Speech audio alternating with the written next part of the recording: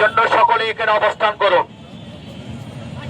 প্রশাসনকে বলতে চাই, আগামী 24 ঘন্টার ভিতরে এই সন্ত্রাসী এবং তাদের বংশধরদের যদি গ্রেপ্তার না করা হয়, জীবননগরের মাটিতে আগুন জ্বলবে।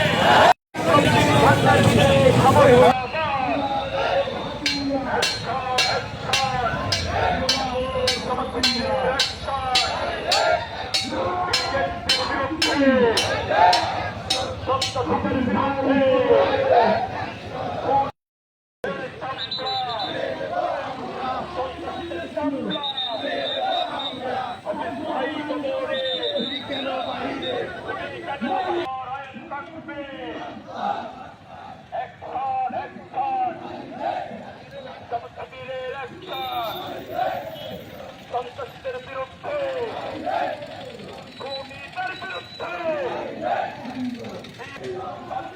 কালো হাত, খুনিদের কালো হাত